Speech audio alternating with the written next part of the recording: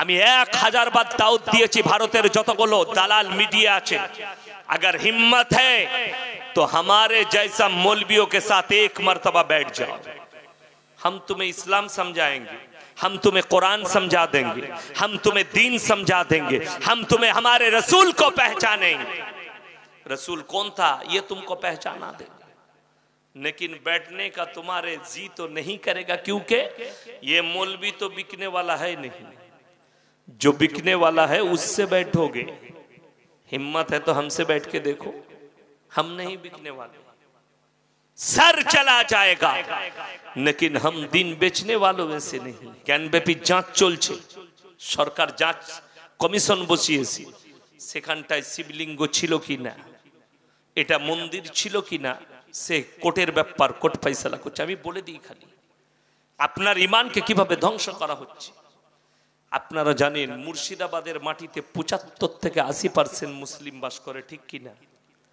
আমি প্রচুর জলসা করি মুর্শিদাবাদ তো এই মুর্শিদাবাদের মাটিতে আপনারা সকলে জানেন নবাব সিরাজউদ্দৌলার বাড়ি আছে আছে না না হাজারদুয়ারি অনেকে গেছেন ঘুরতে গেছেন কে কে গেছেন হাজারদুয়ারি হাত তুলেন তো দেখি কি কি দেখে এসেছেন আমি বলবো মাশাআল্লাহ হাত তুলেন না কে কে গেছেন হাত তুলেন মাশাআল্লাহ গেছেন নবাব সিরাজউদ্দৌলার বাড়ির মাথার উপরে কি আছে বলুন একজন বলুন একবারই শেষ মাথায় কি আছে দেখেছো না খালি আয়না দেখেছেন কুমির দেখেছেন নবাবের প্লেট দেখেছেন যতগুলো মাল আছে সব নকল আয়নাটা ছাড়া কথাটা বুঝতে পেরেছেন না পারেন যতগুলো মাল আছে আয়না ছাড়া আর ঝাড়বাতিটা ছাড়া সব নকল একটাও আসল নাই দ্বিতীয় নম্বর শুনে নিন বাড়ির শেষ মাথায় আমাদের দেশে হিন্দু ভাইদের যে ঠাকুর আছে শিব ঠাকুর তার হাতে যে ত্রিশূলটা থাকে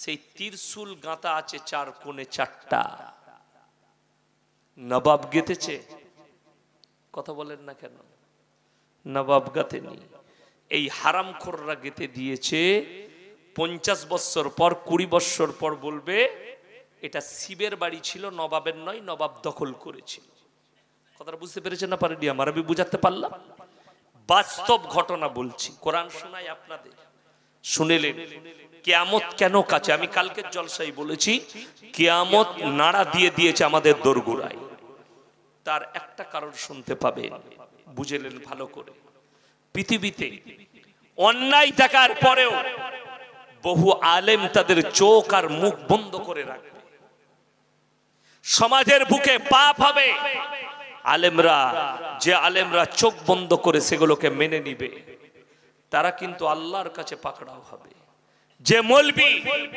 যে হুজুররা অন্যায়ের পক্ষে ছাই দিবে আল্লাহ কিয়ামতের দিনে তাদের হালটা কি করবে কোরআনকে জিজ্ঞেস করুন সূরা বাকারা এই ইয়াসিনের মতো 100টা মৌলবি ধরা পড়বে কিয়ামতের দিনে 100টা মৌলবি ধরা পড়বে অন্যায় করেছো কারাপশন করেছো চোখের সামনে অন্যায় হয়েছে প্রতিবাদ করনি তোমার প্রতিবাদে কাজ হতো তারপরও তুমি নিজের পেট চালাবার জন্য প্রতিবাদ করনি আমার মতো মৌলবিকে দাওয়াত দিবেন না আমার প্রয়োজন নেই কিন্তু আমি যদি আসি আমাকে যদি বলেন হুজুর আমাদের দেশের লোক বেশি চুরি করে চুরি নিয়ে বলবেন না আমাদের দেশের লোক বেশি সুদ খায় সুদ নিয়ে বলবেন না আমাদের দেশের লোক বেশি হারাম খায় হারাম নিয়ে বলবেন না আল্লাহর কসম এটা মেনে নিতে পারবো না যেটা মানা করবে সেটা বলবো যেটা নিষেধ করবে সেটাই বলবো কেন এটাই ভেবে নেবো এই অন্যায়টা তুই যে মানা করছে সে হারামখোর নিজে করে ওই জন্য আমাকে নিষেধ করছে হুজুর এটা বলবেন না কেন সেই অপরাধের অপরাধী সে কোরআন শুনে ইন্নাল্লাযীনা ইয়াকতুমুনা মা আনজালাল্লাহু মিনাল কিতাব ওয়া ইয়াশতারুনা বিহি সামানান কালীলা উলাইকা মা ইয়াকুলুনা ফি বুতুনিহিম ইল্লান নার ওয়া লা ইউকাল্লিমুহুমুল্লাহু ইয়াওমাল কিয়ামাতি ওয়া লা ইউযাক্কিহিম ওয়া লাহুম আযাবুন আলীম আল্লাহর কঠিন হুঙ্কার এবং নসিহত উপদেশ কাদের জন্য হে আমার নবী বলো যে সমস্ত পৃথিবীর মৌলবীরা নিজের পেট চালাবার জন্য আমার কোরআনের আয়াতকে লুকিয়ে দেয় হক কথাকে মানুষের কাছে দেবে দেয়। কিয়ামতের দিনে এই মৌলবি কটা, এই হুজুররা নিজেদের পেটেতে আগুন ছাড়া আর কিছু ভরে না। কিয়ামতের দিনে এদিকে কঠিন আযাবে আল্লাহ মুবতালা করবে। আমার মতো 100টা মৌলবি ধরা পড়ে যাবে। কারাপশন করেছো, অন্যায় চোখে দেখে চুপচাপ বসে আছো, আপনাকে দেখিয়ে দেবো আমাদের সমাজে অন্যায় হচ্ছে, কেউ প্রতিবাদ করে না, প্রতিবাদ করার কেউ নেই। আপনি চলুন, আমাদের দেশের অনলাইন এখন দেখবেন ফ্লিপকার্ট আছে, মেসো আছে, অ্যামাজন আছে, তারা ঘরে ঘরে মাল দিয়ে আসছে, অর্ডারে দিয়ে আসেনি। এই সংস্থারা বলছে শুধু একদিনে 14ই ফেব্রুয়ারি গোটা রাজ্যে 8 থেকে 10 লাখ খালি অনলাইনে নিরোধ বিক্রি হয়েছে। কতগুলো মুসলিম মেয়ে তাদের ইজ্জত লুটিয়েছে জানেন 14ই ফেব্রুয়ারি? কতগুলো মুসলিম ছেলে তাদের যৌবনকে নষ্ট করেছে একটা গায়ের মেয়ের কাছে। আমাদের সমাজের অনুভব করতে পারবেন না, এরা জিনায় লিপ্ত। আপনি মনে করছেন আপনার ছেলে কলকাতা কলেজে পড়ে, হোস্টেলে থাকে, আর আপনি এখানে ঘুমাচ্ছেন। তোমার ছেলে রাতের বেলায় উঠে ব্যভিচারে যায়, তোমার মেয়ে ব্যভিচার করে। আপনাকে দেখিয়ে দেবো। যাদের বিশ্বাস হয় না, সকাল রাতের বেলায় 12টার পরে চলে যাবেন কলকাতা রাজারহাট, নিউ টাউন, রাস্তার ধারে যে হোটেলগুলো আছে, রেস্টুরেন্টগুলো, হাজার হাজার মুসলিম যুবক যুবতী, আমাদের দেশের কলেজের যুবক যুবতীরা, তারা ব্যভিচার করছে একে অপরের সাথে। রাস্তায় দাঁড়িয়ে ন্যাংটো অবস্থায় ঘুরে বেড়াচ্ছে আপনার আমার ঘরের মেয়েরা, ছেলেরা। শিক্ষার জীবন ব্যবস্থা শেষ হয়ে গেল, উঠে গেল শিক্ষা। ওই জন্য যারা মনে করছেন শিক্ষা, শুনেলেন আল্লাহ ইসলামের বুনিয়াদ রেখেছেন শিক্ষা। শিক্ষার থেকে বড় জরুরি হচ্ছে কি? আদর্শ। যে জাতির কাছে আদর্শ নাই সেই জাতি শেষ, সেই সমাজ শেষ হয়ে যাবে। আমি বলেছি কলকাতা টাউনে বসিরহাট বাজারে যে ডাস্টবিন গুলো আছে, ময়লা ফেলা হয়, এই কলকাতা টাউন, বসিরহাট বাজার, রাজারহাট নিউ টাউন, আপনার কলকাতা নিউ টাউন, যে বাজারগুলোতে ডাস্টবিন গুলো আছে, এই ডাস্টবিন গুলোই আর ময়লা থাকবে না, এগুলোতে বাচ্চার ভ্রূণ পড়ে থাকবে 1 বছর পরে। আমার নবীজি সাল্লাল্লাহু আলাইহি সাল্লাম কিয়ামতের আলামতের মধ্যে একটা বড় আলামত বলেছেন, রাস্তাঘাটে কুকুরের মতো জিনা করবে ছেলে মেয়েরা, তখন জানবে কিয়ামত এসেছে। আজকে 14ই ফেব্রুয়ারি কলকাতার এমন কোন পার্ক নেই, এমন কোন রেস্টুরেন্ট নেই, এমন কোন রেস্তোরাঁ নাই যেগুলোর মধ্যে ব্যভিচার হয়নি। রাস্তাঘাটে মোটরসাইকেল দাঁড় করিয়ে, 4 চাকা দাঁড় করিয়ে জিনা আর পার্কগুলোকে জিনার আড্ডাখানা করে দেওয়া হয়েছে। আমাদের যুবক যুবতীরা এরা নিজেদের যৌবনকে নষ্ট করছে। হে আমার যুবক, হে আমার যুবতী, কলেজে পড়বে, বাড়িতে এসে নামাজটা আদায় করো, আমার আল্লাহকে ভয় করো। কোরআনে আছে ওয়ালা তাকরাবুজ জিনা ইন্নাহু কানা ফাহিশা ওয়া সাআ সাবিলা। হে আমার নবী বলো, ব্যভিচার করা তো দূরের কথা, যে রাস্তায় ব্যভিচার হয় সে রাস্তার ধারে পাশে তোমরা যাতায়াত করো না। আল্লাহ হুকুম দিয়েছেন, ইসলামে বড় নিষেধ। ব্যভিচারের জন্য বহুত বড় পানিশমেন্ট দিয়ে আছে। কেউ যদি পরকিয়া করে, ভালো করে শুনবেন, পরকিয়া করলে ছেলে মেয়ে যদি বিবাহিত হয় আর যদি পরকিয়া করে ধরা পড়ে, তাদেরকে অর্ধেকটা পুঁতে পাথর মেরে হত্যা করে দাও, তা না হলে খেপা কুকুর লাগিয়ে দাও। কেউ যদি ধর্ষণ করে, সেই ছেলেটাকে, সেই লোকটাকে মুন্ডুচ্ছেদ করে দাও, রাজপথে দাঁড় করিয়ে, দ্বিতীয় আর ধর্ষণ খুঁজে পাবে না। কেউ যদি চুরি করে, হাত দুটো কেটে দাও, দ্বিতীয় চুরি কোলা পাবে না। তৃতীয় নম্বর, কোন অবিবাহিত ছেলে, অবিবাহিত মেয়ে, তারা যদি জিনা করে, তারা যদি পরকিয়া করে, তাদেরকে গাছে বেঁধে 100টা কুড়া মারো, দ্বিতীয় জিনা খুঁজে পাবে না, দ্বিতীয় অন্যায় খুঁজে পাবে না। আমাদের দেশে জেলেতে নির্ভয়া কাণ্ড, দিল্লিতে বাসের মধ্যে গ্যাংরেপ হয়েছে, তাদেরকে জেলের কুঠরিতে পালা হয়েছে। শরীয়ত বলছে রাজপথে, দিল্লির রাজপথে দাঁড় করিয়ে তাদের মুন্ডুচ্ছেদ করে দিলে দ্বিতীয় আর ধর্ষণ হতো না।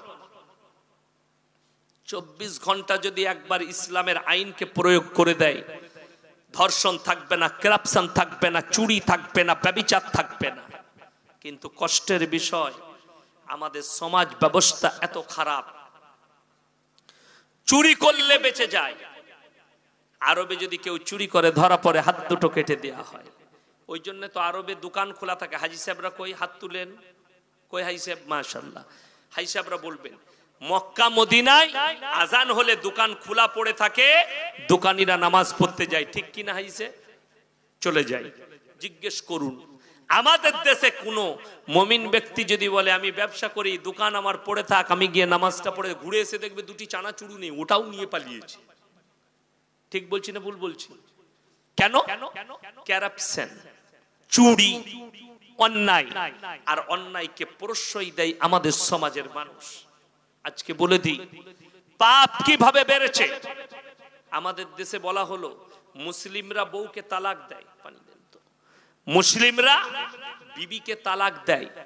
এই তালাকের ব্যাপারে আমাদের দেশের প্রধানমন্ত্রীজি তিনি আইন পাশ करालें कि मुसलमान औरत के ऊपर बड़ा जुल्म होता है, क्यों? ये लोग तलाक दे देते हैं, बड़ी दुख की बात है, बहुत कष्ट लगे। बिस्मिल्लाह, अल्हम्दुलिल्लाह। मोदी जी আমাদের প্রধানমন্ত্রী, আমি রেসপেক্ট করি, সম্মান করি, ভালোবাসা দিই, সম্মান করে বলছি যে আপনি আগে নিজের বউকে অধিকারটা তো দেন। কথাটা বুঝতে পারেননি আমার? মোদিজি আমাদের প্রধানমন্ত্রী নিজের বউকে অধিকার দেয়নি, তিনি বলছেন মুসলিমদের বউকে অধিকার দিতে হবে, মুসলমানরা অধিকার দেয় না। আসামের মুখ্যমন্ত্রী হিমন্ত বিশ্ব শর্মাজি তিনি বললেন মুসলিমরা 4টা করে বউ রাখে, এটার উপরে আইন পাশ করতে হবে। আপনার কটা আছে? একটাই। একটাই। আপনি কটা? একটা। আল্লাহ, আমারও একটা। 4টা কার আছে? হাত তুলেন তো। কারণ নেই। গোটা 24 পরগনায় পাবেন না। ঠিক বলছি না ভুল বলছি? কিন্তু তিনি না স্টাডি করে বলেছেন। ওই জন্য বললাম অশিক্ষিতরা দেশ চালাবে আর শিক্ষিতরা বসে থাকবে। যেহেতু উনি ইসলাম সম্পর্কে জ্ঞানী অর্জন করেনি, কথাটা বলে দিলে ভেসে চলে গেল, কোথায় গিয়ে লাগবে জানে না। আপনার স্টাডি করে জেনে তারপরে বলা উচিত ছিল। আমার মুসলমান ভাই বলে দিই, তালাক আছে বলে আপনি বেঁচে আছেন, জোরে বলুন সুবহানাল্লাহ। কেন? তালাক হচ্ছে ইসলামের একটা বহুত বড় বন্ধন আল্লাহ রেখেছেন, জোরে বলুন সুবহানাল্লাহ। কি বন্ধন বুঝিয়ে দিই। ইউরোপের দেশগুলোই, আমাদের দেশের মিডিয়ারা প্রচার করেছে, ইউরোপের দেশগুলোই বছরে প্রতি বছর নাইট ক্লাবগুলোই 50,000 খালি বউ পাল্টা পাল্টি হয়। জোরে বলুন নাউজুবিল্লাহ। আমি বিদেশে পড়ে নিয়ে যাব, আমাদের দেশের বলিউড আর টলিউডে যদি চোখ রাখেন তাহলেই বুঝতে পারবেন। বলিউড বুঝেছেন না বুঝেননি? ফিল্ম সিটি, ভারতের মুম্বাই ফিল্ম সিটি, কলকাতার টালিগঞ্জ টলিউড ফিল্ম সিটি, কে কার বউ রোজ পাল্টি যায়। ঠিক বলছি না ভুল বলছি? আজকে ওর বউ পড়লে পরশু ওর নেই তো, ওর সঙ্গে রিলেশনশিপ কেটে গেছে, ওর সঙ্গে ধরা পড়েছে। কার সঙ্গে? আজকে এর সঙ্গে শুচ্ছে, কালকে ওর সঙ্গে, কোনো অসুবিধা নাই। এটাই হচ্ছে America, London, Britain, Japan, German, বেঈমান, কাফের, ইহুদি, নাসারা, খ্রিস্টান, এদের আখলাক আর চরিত্র। ভারতের কিন্তু এটা সংবিধান নয়। আজকে এসে পৌঁছে গেছে আপনার দোরগোড়ায়। অনেক মুসলমান যুবক লোকের বউকে নিয়ে পালিয়ে এসে ঘর করছে। ঠিক বলছি না ভুল বলছি? এরা মৌলবীর কাছে খবর নেই না, এই মেয়েটাকে আমি নিয়ে পালিয়ে এসেছি লোকের বউ, এটা জায়েজ কি না জায়েজ, হারাম কি হালাল, এই স্টাডিটাও আমাদের কাছ থেকে করতে চাই না। কেন? এরা জানে এই মৌলবীর কাছে গেলে আমাকে হারাম বলে দিবে, আমি আর মেয়েটাকে নিতে পাবো না। ওই জন্য তারা কাট মৌলবীর কাছে যায়, যারা মৌলবী নয়, ওই কোর্টের দরজায় ঘুরে বেড়াচ্ছে, তারা বিয়ে পড়িয়ে দেয়। এমন এমন ওইগুলোকে আমি নাম রেখেছি গাই মুখো হেলে। গাই মুখো হেলে জানেন? গোয়ালের ভেতরে গাই থাকে, ভোরের বেলা একটা ঘোষ দোয়াতে গেছে, সে গাই মনে করে এড়ে গরুটাকে দোয়াতে গেছে, মেরেছে লাত, তখন দেখছে এটা এড়ে গরুবে, মুখটা কিন্তু গায়ের মতো, তার নাম হচ্ছে গাই মুখো হেলে, আমি নাম রেখেছি। তো এরকম মৌলবি গোছের অনেক মাল বেরিয়ে গেছে, ও কোর্টের বাইরে, কলকাতা হাইকোর্টে, সুপ্রিম কোর্টের বাইরে খুঁজে পাবে। দাঁড়িয়ে রেখেছে, টুপি পড়েছে, পাঞ্জাবি, সে কেউ যদি নিজের মাকে নিয়ে যায় তা সালা হারাম করে আর বিয়েটা পড়িয়ে দেবে টাকার জন্য। এদের যে কি অবস্থা হবে কবরে আল্লাহ ছাড়া কেউ জানে না। প্রথমে স্টাডি করতে হবে মেয়েটা কে। সেদিন একজন বললে হুজুর আমি বিয়ে করতে চাই, আবারও নিয়ে সাক্ষী আনবে, সব আনবে, এটাকে অমুক প্রুফ দেখি, পুরুপ দেখে তাদের সকলের পুরুপ নিয়ে খোঁজ নিয়ে তারপরে আমি নিকাহ পড়িয়েছি। এমনি নয়, পুরুপ নিয়ে এসো, বাবা মাকে, মেয়ের বাবা মাকে পুরুপ দেখি, তোমার পুরুপ দেখি, ফোন করলাম ইমামকে, এটা কি ঠিক আছে? জি ঠিক আছে, হালাল তরিকা, অসুবিধা নাই, পড়িয়ে দেন। আপনার মাসায় শখ করে গেছে, পড়িয়ে দিলাম, জায়েজ আছে। কিন্তু কে এলো, কার বউকে নিয়ে এলো, পড়িয়ে দিলেন। 100 লোকের বউকে নিয়ে যদি কেউ পালিয়ে আসে, সে যদি তালাক না দেয়, পৃথিবীর 1000 মৌলবি এক কাছে হয়ে নিকাহ পড়ালো, আল্লাহর কসম নিকাহ হবে না। লিখে নিয়ে যান। তার সঙ্গে জিনা করা হবে, অবৈধ সম্পর্ক, যতগুলো বাচ্চা হবে হারাম আওলাদ হবে শরীয়ত সম্মত। ওই জন্য ইসলামে বন্ধন দিয়েছে। বিয়ে হয়ে গেলে মায়েরা শোনো, তুমি তোমার স্বামীকে ছেড়ে যেতে পাবে না। যদি বলেন হুজুর আমার উপর অত্যাচার করে, তাহলে ইমারতে শরিয়া যেতে হবে তোমাকে। পার্সোনাল ল বোর্ড যে আইন দিয়েছে, সেই আইনের উপরে তোমাকে চলতে হবে। কিরকম? তোমাকে যেতে হবে, স্বামীকে চিঠি করা হবে, তার সঙ্গে মনোমিলন হচ্ছে না, তুমি বলছো ছাড়লুব, স্বামীর ভাত খাবো না, অবশ্যই তুমি বলতে পারো, কারণ কেন নাও মিল হতে পারে। তুমি গেলে স্বামীর কাছে চিঠি যাবে, 1 নম্বর চিঠি, স্বামী উত্তর দিল না। 2য় নম্বর যাবে, উত্তর দিল না। 3য় নম্বর গেল, 3 মাসে 3টে চিঠি, উত্তর এলো না। যদি উত্তর না আসে, তখন একটা ইসলামী শরীয়তে খুলা তালাক বলা হয়। পোষেছে, শুধু তালাকটা হলেই হবে না, এই তালাক হওয়ার পরে 4 মাস 10 দিন ইদ্যত পালন করতে হবে, তারপরে অন্য পুরুষ গ্রহণ করতে পাবে, তার আগে নয়। ইসলাম অত সহজ নয়। ওই জন্য আমি মায়েদিকে অনুরোধ করব, ভাইদিকে অনুরোধ করব, হারাম সম্পর্কের দিকে কেউ এগুবেন না, বিপদে পড়ে যাবেন। 2য় নম্বর, মায়েদিকে অনুরোধ করছি, কেউ নিজের পেটের সন্তানকে নষ্ট করবেন না। সেদিনে একজন মা আমাকে ফোন করেছে, হুজুর আমি আল্লাহর ভয় জানি না আল্লাহ আমাকে ক্ষমা করবে কিনা, আমি 40 দিনের বাচ্চাকে নষ্ট করেছি। আমি বললাম তোবা তোবা, আল্লাহ ইস্তেগফার করো, আল্লাহ ক্ষমা করে দেখ, আল্লাহ মাফ করুন। যতগুলো পাপ আছে আল্লাহর কাছে নিকৃষ্ট, সব থেকে নিকৃষ্ট পাপ শিরকের 2য় নম্বর নিকৃষ্ট পাপ হচ্ছে পেটের সন্তানকে হত্যা করা। তারা যদি তাহাজ্জুদ গুজার হয় আর বাচ্চাকে নষ্ট করে, আল্লাহ কিয়ামতের দিনে জাহান্নামে নিক্ষেপ করবেন, রেহাই পাবে না। আপনি অনুভব করতে পারবেন না। আমাদের সমাজ বলে দিই কোন জায়গায় পৌঁছেছে, কোন জায়গায় গিয়ে ঢুকেছে। সুদ আম হয়ে গেছে, সুদটা আম। হাদিসে আছে, কেউ যদি একবার সুদ খায়, নিজের মায়ের সঙ্গে 70 বার ব্যভিচার করার সমান গুনাহ হবে। জোরে বলুন নাউজুবিল্লাহ। আজকে আপনাদের এখানে বন্ধন লোন নেই, গ্রুপ লোন নেই, মায়েদের মধ্যে অনেকজন গ্রুপ লোন নিচ্ছে, পয়সা নেই। টিভি কেনার জন্য গ্রুপ লোন, এক পাপ, 2য় পাপ ঘরেতে ঢুকাচ্ছে। এই যে সুদ খাওয়ার প্রবণতা, এটা কিন্তু বেঈমান কাফেরদের মাকড়সার মতো একটা জাল। মুসলিম ঘরে প্রত্যেকটা নারী পুরুষকে সুদখোর করে দাও, প্রত্যেকটা নারী পুরুষকে, এরা যেন সুদের উপরে ডুবে যায়, সুদ খায়, আর এদের ঈমান যেন নষ্ট হয়ে যায়। আমার ভাই আপনাকে বলে দিই, মেয়েদের মধ্যে এই প্রবণতাটা প্রচুর বেড়ে গেল। কেন বাড়লো? সরকার স্কিম দিয়েছে, বন্ধন লোন, গ্রুপ লোন, 10 জন মিলে লোন করছে। এখান থেকে কতগুলো ক্ষতি, আমার মায়েরা ভালো করে শুনবেন, ক্ষতিগুলো শুনলে অবাক হবেন। বেঈমান কাফেররা চায় এই মেয়েগুলো বাজারে চলে যাক, বেপর্দা হয়ে যাক। একটা মেয়ে গ্রুপ লোন করলে তাকে রাস্তায় ঘুরতে হবে না? হবে না? ঘুরতে হবে বেপর্দা ভাবে। যদি বলেন আমি বোরকা পরে যাই, কে বললো তোমাকে বোরকাটা পর্দা? কে বললো তোমাকে হিজাবটা পর্দা? বোরকা হচ্ছে সামাজিক পর্দা এবং সেটা সেফটির জন্য। 3টে কারণ ছাড়া হাদিসে আছে মেয়েরা বাইরে বেরোতে পাবে না। 1 নম্বর হচ্ছে, তোমার যদি কোনো কাছের আত্মীয় মারা যায়, কি বললাম না দূরের বললাম? কাছে, দূরের নয়। আমাদের দেশের মেয়েরা কিন্তু মরা ঘর খুব ভালোবাসে। আমার আব্বাজিকে বলছিলাম, আপনি 50-52 বছর জলসা করছেন, এখনো পর্যন্ত মেয়েদের মরা ঘর বন্ধ করতে পারেননি। হয়েছে? বন্ধ করা হয়েছে? হয়নি। ভিড় মেয়েদের বেশি হয় না ছেলেদের? মেয়েদের।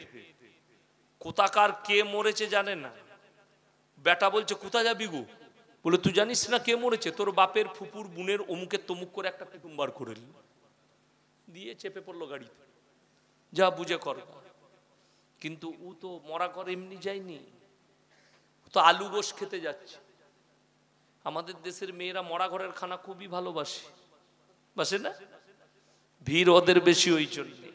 আমার মায়েরা, আচ্ছা আপনারা বলুন, একটা ছেলে সে যদি গিয়ে জানাজার নামাজ পড়ে মাটি দেয় আর মাইয়াতের জন্য দোয়া করে, এটাতে বেশি লাভ না একটা মেয়ে গিয়ে ভিড় করলে বেশি লাভ? কথা বলেন না কেন? ছেলে গিয়ে জানাজার নামাজ পড়ে দোয়া করে তার লেগে মাটি দিলে বেশি লাভ। খুব ভালো করে বুঝবেন। আমি মায়েদিকে অনুরোধ করছি, তোমরা গৌর করো আমার কথাটাই। কিয়ামতের আলামত তোমরা টেনে নিয়ে আসছো। ওই মায়েরা, হাদিসে আছে, কাছের আত্মীয় মরে গেলে যাবে, কাছের আত্মীয়, নিকটবর্তী আত্মীয়, বাপ, চাচা, মামা, মামি, ফুফু, চাচতো ভাই, কাছের লোক মারা গেলে তোমরা যাবে পর্দার সহিত যাবে, বেপর্দা ভাবে নয়। আমাদের মায়েরা কিভাবে যায়? কথা বলেন। ইঞ্জিন ভ্যান, ও আলাদা গাড়ির নাম করে দিল ইঞ্জিন ভ্যান। ও তো আরো ভালো, ইঞ্জিন ভ্যান। আমাদের দেশে ট্রাক্টরে করে যায়। কিসে করে বললাম? ট্রাক্টর জানেন না, টলি, ওই টলিতে চেপে বসে পড়লো তিরপল বিছি, আর দেখে যা গল্প, গোটা গাড়ি গল্প করতে করতে যাবে। যখন গ্রামে ঢুকবে তখন নাক পুষতে পুষতে ও ফেরেশতারা আল্লাহকে বললো, আল্লাহ এই কি ডিজাইন শুরু হলো? বলে দাঁড়া, এখনো অনেক বাকি আছে। ঘরে ঢুকে কাঁদছে, খালা তুই কি করে মরে গেলি? খালা বলছে, দেখে কাঁদলই, আমি মরিনি, তোর খালু মরেছে। ও আন্দাজে চালাচ্ছে, ও জানে না কে মরেছে। কেন? ও তো আলু গোশ খেতে এসছে, কেউ জানে না কে মরেছে। বড় দুঃখের বিষয়। আহা, আমি তখন ছোট ছেলে, মাদ্রাসায় পড়ি, তালবিলি। তো আমার দাদি মারা গিয়েছিল। সকালে গেলাম, সকল দেখছি প্রচুর কাঁদছে। আমার আব্বার অনেকগুলো খালা, খালাই তো বোনরা সব এসছে, লাইন দিয়ে কাঁদছে।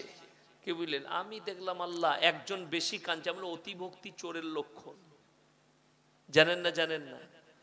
আমি দেখে বললাম দেখি কিরকম কাঁদে।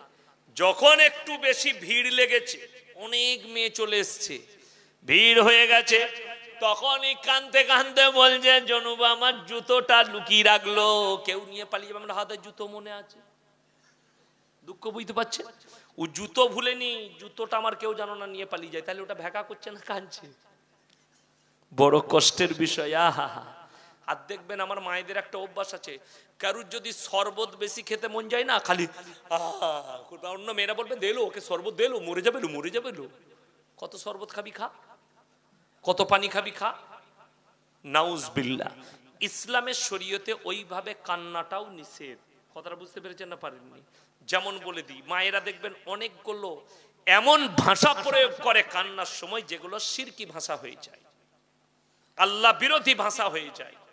যেমন একটা যদি ইয়ং ছেলে মারা যায়, বাচ্চা ছেলে রেখে, অনেক মায়েরা কাঁদে, আল্লাহ তুমি কি এই ছেলেটার মুখের দিকে তাকালে না? ছেলেটার মুখের দিকে একবার তাকালি না? একে আলাদা কেলানি দিবে ফেরেশতারা। কি বুঝলেন? কেন? ইসলাম শরীয়ত এত সুন্দর। মায়েরা শোনো, যদি কোনো এরকম যুবক মারা যায় তার বাচ্চা ছেলে রেখে, দুটো দোয়া করবে, আল্লাহ তুমি এই এতিমের ভাগ্যকে ফিরিয়ে দাও, এর পরিবারকে সবরে জমিল দান করো, এর আব্বাকে জান্নাতুল ফিরদৌস দান করো। এই দোয়া করো, আল্লাহ সবরে জমিল দাও, এতিমের ভাগ্যকে ফিরিয়ে দাও। এটা যাদের বিশ্বাস নেই তাদের ঈমান কমজোর। আমার নবীজি সাল্লাল্লাহু আলাইহি সাল্লাম মায়ের গর্ভে বাপ হারা, তিনি যখন 6 বছরের শিশু, মা হারা, আল্লাহর কসম পৃথিবীর আদি থেকে অন্ত পর্যন্ত আমার নবীজিকে আল্লাহ সৃষ্টির শ্রেষ্ঠ করলেন। জোরে বলুন সুবহানাল্লাহ। এতিম হওয়ার পরেও আল্লাহ ভাগ্যকে ফিরিয়েছেন। এটা আল্লাহ পৃথিবীর মানুষের জন্য নসিহত দিয়েছেন, আমি এতিমের ভাগ্যকে ফেরাতে পারি, আমার উপরে খালি বিশ্বাস রাখো তোমরা। সকলে জোর বলুন সুবহানাল্লাহ। আমাদের অনেকজন আল্লাহর উপরে বিশ্বাস রাখতে পারি, বিশ্বাস আল্লাহর উপরে রাখবে। যে মায়েরা মনে করে আমি বন্ধন লোন নিয়ে বড় লোক হব, গ্রুপ লোন নিয়ে বড় লোক হব, তারা কান খুলে শোনো, আমি বলে যাই হারাম ইনকামে কখনো আল্লাহর কসম বরকত পাবে না, হালালে বরকত আছে। তার একটা জিনিস বলে দিই, বুখারী শরীফের রওয়ায়েতে আছে, যারা আল্লাহর রাস্তায় থাকবে, যারা দ্বীনের পথে থাকবে, আল্লাহ মৃত্যুকাল পর্যন্ত তাদেরকে ইজ্জতের রুজি দান করবেন। জোরে একবার বলুন সুবহানাল্লাহ। তার একটা দলিল দিয়ে দিই, হুজুর আপনার বেতন কত? মাত্র 3000 টাকা। নামাজ হবে না, মুশকিল নামাজ হওয়া হবে না। রাজমিস্ত্রি লিভারের বেতন কত? কথা বলেন না কেন আপনারা? 500 টাকা। 3 5 কত? কথা বলে না? 15,000। বেলা 8টায় শুরু করে, 3টেই ছেড়ে দেয় কাজ, ঠিক কি না? কথা বুঝতে পারেননি? যে ইমাম 24 ঘন্টা তোমার মসজিদে ডিউটি করছে, তাকে যদি 200 টাকা দিনে বেতন না দিতে পারো, তার থেকে লজ্জার আর কিছু হতে পারে না। আমি ওই সমাজের লোককে বলতে চাই যারা বলে বক্তারা রেট করে পয়সা নেয় কেন। আমি চ্যালেঞ্জ ছুড়েছি, মেদিনীপুরের মাটিতে আমাকে প্রশ্ন দিয়েছিল, আমি 24 পরগনার মাটিতে চ্যালেঞ্জ ছুড়ে গেলাম, কেউ যদি বাপের বেটা থাকে, সেই মতওয়াল্লি, সেই মসজিদ কমিটি আমার চ্যালেঞ্জকে অ্যাকসেপ্ট করুন। আমি শওকতের বেটা, ইরাদা করে যাচ্ছি ফ্রি জলসা করব, ইমামদের বেতন 50,000 টাকা করুন। পারবে? যারা ইমামের প্রতি ইনসাফ করতে পারে না, তারা এই মৌলবীর প্রতি কি ইনসাফ করবে? মুখে লজ্জা লাগে না বলতে যে বক্তারা কেন টাকা নিচ্ছে? যে বক্তা রেট করে পয়সা নিবে না, সেই বক্তা গুনাহগার আমার কাছে। লিখে লে, বক্তারা টাকা নিচ্ছে এটা গুনাহ। তুমি তোমার ইমামের প্রতি ইনসাফ করতে পারো না, এই মৌলবীর প্রতি কি ইনসাফ করবে? 3000 টাকা বেতন আমাদের, ইমানদারির সঙ্গে শুনেলেন। এই 3000 আর 5000 বেতনে আল্লাহ কতটা সম্মান দিয়েছে বলে দিই। ফিরহাদ হাকিমের মা মরে গেলে কে জানাজা পড়াবে? মদন মিত্র তো নাকি? কথা বলে না? কে পড়াবে? পারতো না মদন? 6000-এর মৌলবি আর 3000-এর মৌলবি তার বাপের মায়ের জানাজা পড়াবে, ঠিক কিনা? কথা বলুন হ্যাঁ কিনা? আল্লাহর কাছে আর কি চাই? বেতন আমাদেরকে দেন না, অসুবিধা নেই, হিসেব আল্লাহর কাছে দিবে। আমি চ্যালেঞ্জ ছুড়ে বলে গেলাম, কলকাতায় যতগুলো ডাক্তার আর প্রফেসর আছে, পশ্চিম বাংলার যতগুলো ডাক্তার মাস্টার প্রফেসর আছে, তাদের ছেলেগুলো একটাও কলেজ আর ইউনিভার্সিটিতে যাবে না। ইমামের বেতন 50,000 করুন, মাদ্রাসা শিক্ষকদের বেতন 70,000 করুন। প্রত্যেকটা ডাক্তার মাস্টার ছেলেগুলোকে মাদ্রাসায় দিবে আর বলবে হুজুর আমার একটা ছেলেকে মৌলবি করে দেন, 50,000 বেতন পাবে, রাঁধা ভাত পাবে। যেদিনে ইমামদের বেতন 50,000 হয়ে যাবে পশ্চিম বাংলায়, শওকতের বেটা আমি আর জলসা করবো না, ইমামতি করবো। কথাটা বুঝতে পারেননি? জলসা করে কি করবো? আমি ইমামতি করবো। যেই জলসা করাবে আমাকে দিয়ে করবো ইনশাল্লাহ। গাড়ি করে নিয়ে যাও, গাড়ি করে পৌঁছে দিবে আমার বাড়িতে আরামসে, আলহামদুলিল্লাহ, কোনো ব্যাপার নাই। বড় কষ্ট লাগে যে জাতি ইমামের প্রতি ইনসাফ করতে পারে না, তারা আর মৌলবীর পেছনে কি করে ইনসাফ করবে? কষ্টের বিষয়। আমার ভাই, আপনাদেরকে দলিল দিলাম, আপনি আল্লাহর রাস্তায় থাকুন, হালাল পথে থাকুন, আল্লাহ আপনাকে ইজ্জতের রুজি দান করবে। যারা 5 ওয়াক্তের নামাজি হবে, যে ঘরে 5 ওয়াক্তের নামাজ চলবে, আল্লাহ তার মালেতে, তাদের কারোবারে আল্লাহ বরকত দিবেন, আর তাদের রুজিতে আল্লাহ বরকত দিবেন। জোরে বলুন সুবহানাল্লাহ। আমার মায়েরা না নামাজ পড়ে, না বাড়িতে কোরআন তেলাওয়াত আছে। আপনি বলছেন বালা মুসিবত দূর করব, বর্তমান থেকে হুজুর এসছে, হুজুর একটা তাবিজ দিয়ে যান বালা মুসিবত দূর করার, হুজুর একটা তাবিজ দিয়ে যান বরকতের। আমার তাবিজে যদি তোমার দোকানে বরকত হয়, তাহলে দোকানটা তোর হবে কেন? বেশি তো আমার হবে। কথাটা বুঝতে পারেন? তোমার হবে কেন? ও তো তাবিজ মেরে আমি টেনে নেবো, আমার হয়ে যাবে, আমি আগে বড় লোক হব না। তাবিজ আপনি কি করবেন? যদি বলেন হুজুর একটু দোয়া লিখে দে, যে সব দোয়াগুলোর দ্বারা বরকত আসে সেই দোয়া আমি লিখে দিতে পারি, কিন্তু ওই দোয়াটা কাজে লাগবে কখন? যখন তুমি 5 ওয়াক্তের নামাজি হবে তখন। কথাটা বুঝে এসছে? তোমার যদি বলেন হুজুর আমার জন্য দোয়া করুন, হুজুরের দোয়াটা তোমার উপরে তখন কাজে লাগবে যখন তুমি মুমিন হবে, 5 ওয়াক্তের নামাজি হবে। আমাদের দেশের লোক নামাজ পড়ে না, সুদ খায়। আমাদিকে তো হুজুর বলে রেখে দিয়েছে, সালা পানি হলে, পানি যদি বেশি হয় দোষ কার? হুজুরের। কি দোয়া করছেন, বন্যা বন্ধ করতে পারছেন না, দোষ আমার ইমামের। পানি যদি না হয়, হুজুর কি দোয়া করছেন, পানি নামাতে পারছেন না, তাও দোষ আমার। সালা সবেতে হুজুরের দোষ। বলে তুই বলে আমি নামাজ পড়বো না, রোজা রাখবো না, সুদ খাবো। তুমি হারাম কাজ করবে আর দোষ ইমামের। তুমি হারাম পথে চলবে, দোষ ইমামের। আপনাদেরকে বুঝিয়ে দিই স্যাম্পল ভাবে, মায়েরা ভালো করে শুনবেন। যারা মনে করছেন সুদের পয়সায় বড় লোক হব, তাদেরকে বলে যায় কান খুলে শুনেলেন। যারা মনে করছেন, যারা ওই সমস্ত মেয়েরা মুমিনা হতে পারে না যারা স্বামীর অল্প ইনকামে সন্তুষ্টি প্রকাশ করে না, অল্প ইনকামে সন্তুষ্টি প্রকাশ করে না। আমি ফেসবুকে দেখলাম একজন লিখেছে যে তুমি হুজুর বলেছো লোকরা চাকরিজীবী জামাই খুঁজে বিয়ে দিচ্ছে, তুমি কোন রিস্কাওয়ালার বিটিকে বিয়ে করবে? আবে খোঁজলে আমি কার বিটিকে বিয়ে করেছি, আমার শ্বশুর কি করে একবার খোঁজ নিবি। আই আমি যখন পড়াশোনা করি, আমি নাম করব না, কত বড় বড় আলেম বর্ধমান জেলার আমার বাপের কাছে আমার বিয়ের প্রস্তাব দিয়েছে। কত বড় লোক আমার আব্বার কাছে আমার তার মেয়ের জন্য আমার বিয়ের প্রস্তাব দিয়েছে, আমি সব রিজেক্ট করেছি। না বড় লোকের না বড় মানুষের মেয়েকে বিয়ে করব, আমি ছোট মানুষের গরিবের মেয়েকে বিয়ে করব। খোঁজলে আমার বিবি মাটির ঘরের মানুষ, আর এই মলবির আল্লাহ অহংকার দেয়নি, মাটিতে বসে খেয়েলি আমি, কোনো অহংকার নাই। রিস্কাওয়ালা, যদি তুই রিস্কাওয়ালা হস, আমার বিবিকে খালি ইজাজত দি, তাহলে তুই তোর বিটিটাকে দিয়ে দে, আর একবার বিয়ে করব, দুটো জায়েজ আছে, তো অসুবিধা কি আছে? তোর যদি শখ যায় যে হুজুর আমার রিস্কা চালাই, তো দিয়ে দে, অসুবিধা কি আছে যদি সহ্য করতে পারে। কিন্তু আমি দুটো বিবিকে সমান চোখে দেখতে পারবো না, ওই জন্য আমার কাছে জায়েজ নাই। ইসলাম বলেছে তোমার যদি সন্দেহ হয় দুটো বিবিকে সমান চোখে দেখতে পারবো না, তখন তোমার জন্য একটাই বিবি যথেষ্ট, একটাই বিবি যথেষ্ট। আমাদের দেশে অনেকজন দুটো বউ করে রেখে দিয়েছে, একটা বউকে ভাত দেয় আর একজনকে দেয় না। এরা যদি তাহাজ্জুদ গুজার হয় আল্লাহর কসম তারপরও কবরে ঠাঁই পাবে না, লিখে নে। এরা যদি কাবা ঘরে নামাজ পড়ে তারপরও পাকড়াও হবে আল্লাহর কাছে।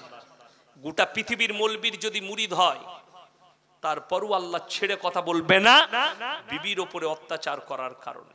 ওই জন্য ইসলাম অত সোজা নয়। ইয়াসিনকে পানি খাই দিয়ে, ইয়াসিনকে ভাত খাই দিয়ে জান্নাতে যাবে, ওই লাইন আমার আল্লাহর কাছে নাই। তুমি পাপ করবে আর এই মৌলবীকে দাওয়াত করে বলছো জান্নাতের লাইন করব, এই মৌলবীকেও ফাটাবে আর তোমাকেও ফাটাবে, ফেরেশতারা মাথায় রেখে দিবে। পাপ করো না, নেক কাজ করো, ইমানদার হও, আমি দোয়া করব। আমাদের দেশের নিয়ম তো আলাদা। অনেক লোক নামাজ পড়ে না, মদ খায়, গাঁজা খায়, অন্যায় করে। কেন জানিস? এরা জানে ভাই যে যাই কর নাই কর, হুজুর এসে মিলাদ পড়িয়ে দিবে, জান্নাতে চলে যাবে।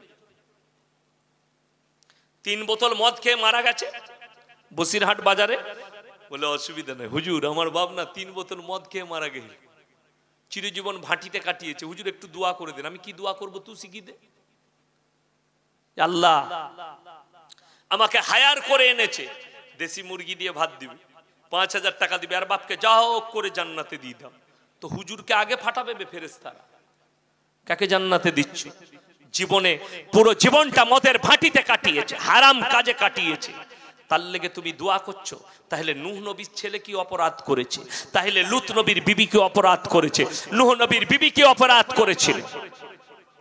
ইব্রাহিম নবীর আব্বা কি অপরাধ করেছিল? এই অপরাধের কারণেই তো আল্লাহ বললে আমি অ্যাকসেপ্ট করব না তোমাদের দোয়া। নূহ নবী দোয়া চেয়েছে নিজের সন্তানের জন্য, আল্লাহ তুমি আমার ছেলেকে, হে আল্লাহ তুমি আমার সন্তানকে, আমার ছেলেকে তুমি কি করবে? বাঁচিয়ে দাও। লামিনাল খাসিরিন, আল্লাহ ধমকি দিলেন নূহ নবীকে, হাত নামিয়ে লাও, যে আমাকে মানেনি, আমার নবীকে মানেনি, তার জন্য তুমি আমার কাছে দোয়া করতে পাবে না।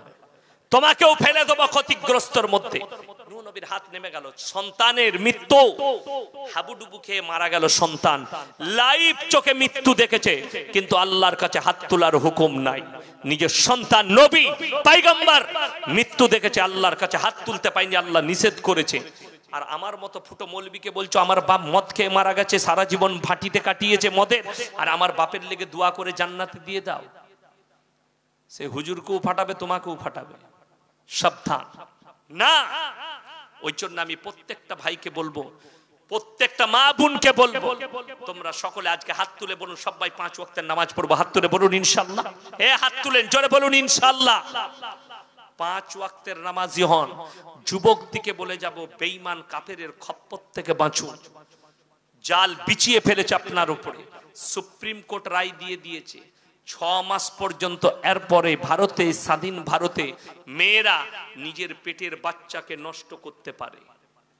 কত বড় পাপ এসে দাঁড়িয়েছে আপনার কাছে, আপনি জানেন? আপনি অনুভব করতে পারবেন না। শুধু এটা মুসলিম সমাজ নয়, এই গোটা ভারতের সমাজ ব্যবস্থা ভেঙে পড়বে। রাস্তাঘাটে কুকুরের মতো জিনা করবে।